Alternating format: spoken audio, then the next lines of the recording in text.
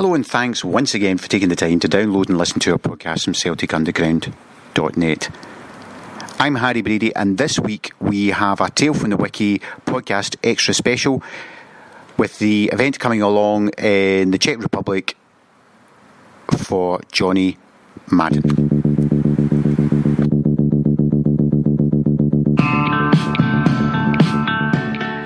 The story of Johnny Maddens will be laid out in this podcast. He played for Celtic Dumbarton in Scotland between 1905 and 1930 and is considered the father of Czech football. And the Celtic Graves Society have an event this weekend in the Czech Republic commemorating him. So enough of me. This is a tale from the Celtic Wiki. Oh, and just one other thing. Apologies, the site is down. It's being rectified and hopefully we'll be back up soon. Good night and God bless.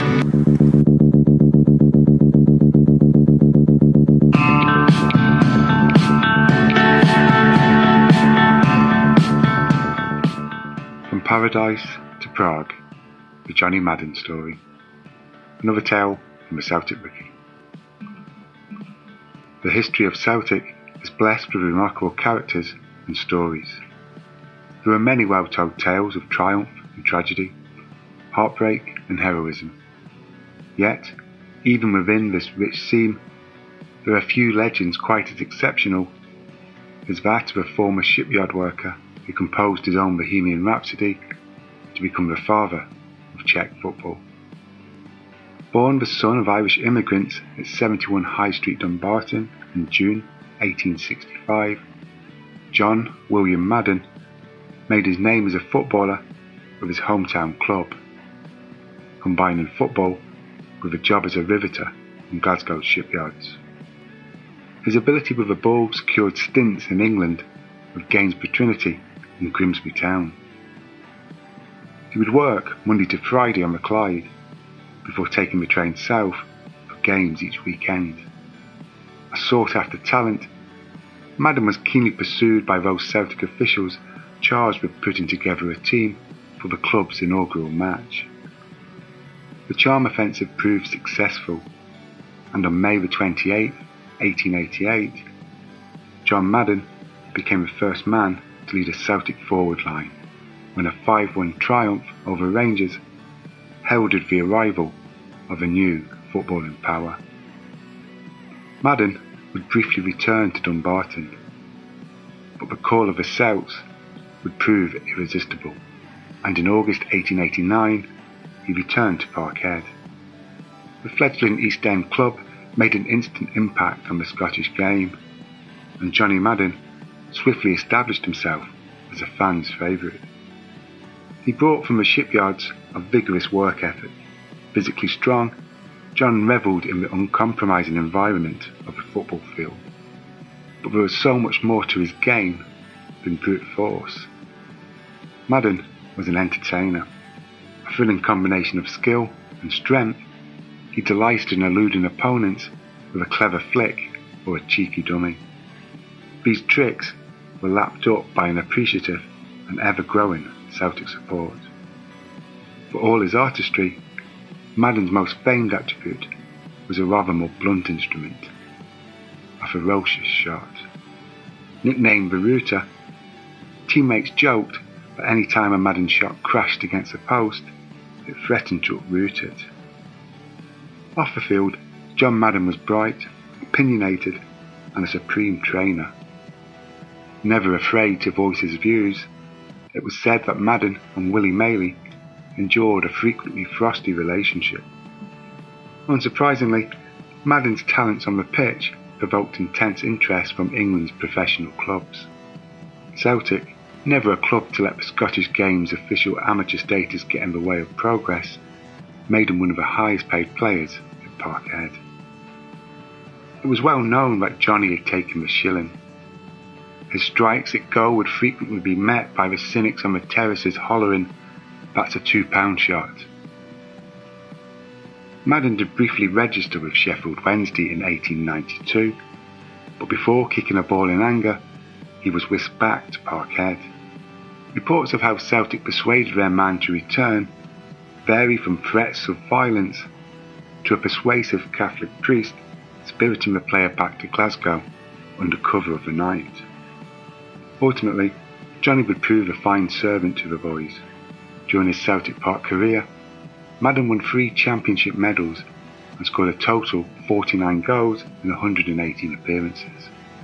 Although missing out on the final, he also played his part in the club's first Scottish Cup triumph in 1892.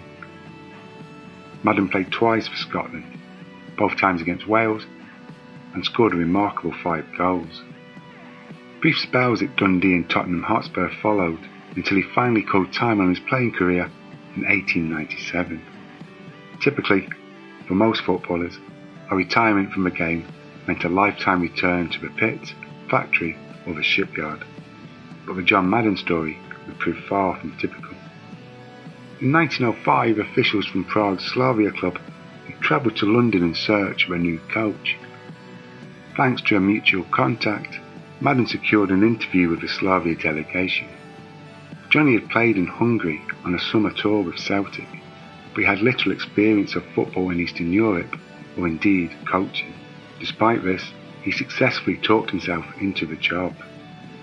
Madden travelled to Bohemia and brought with him from Scotland new tactics and views on football which would not only help build Slavia into a formidable force, but also shape the very future football in the new Czechoslovakia. A genuine football pioneer, Madden introduced methods and standards which were as revolutionary then as they are commonplace now.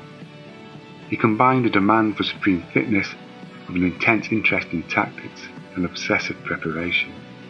He devised meticulous training programs with designated rest days between matches and individual regimes for squad members, which included gymnastic and athletic exercises. Madden also introduced regular physiotherapy sessions, and his demand for discipline included a ban on players smoking and drinking before and after matches. It wasn't too long before Slavia began to reap the rewards of their coach's methods, triumphing in the local cup competition 4 times between 1908 and 1912. His work at Slavia saw Madden established as the most respected coach in Czech football, and in 1924 he was selected to accompany the national squad to the Paris Olympics. The following year, Slavia made history by claiming the first Czechoslovakian League Championship, a feat Madden and his team would repeat in 1929 and 1930.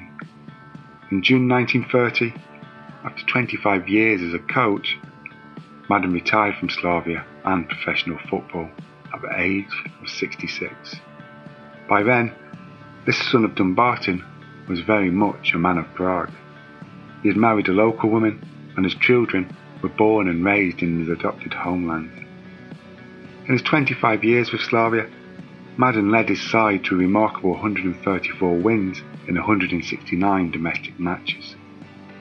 He had also laid the foundations for a generation of Slavia dominance, with the Red and Whites winning 10 of the next 17 league titles. His influence reached beyond club football, and in 1934, Czechoslovakia would reach the final of the World Cup against host Italy with 8 squad members from Slavia. After retirement, Madden remained a familiar and hugely popular figure in Slavia. He would die in April 1948 at the age of 83, and his funeral cortege would be accompanied by players dressed in Slavia strips. From a riveter in the shipyards of the Clyde to the father of Czech football, the career of John Madden is truly extraordinary. From paradise to Prague, his is a story which deserves to both be remembered and treasured.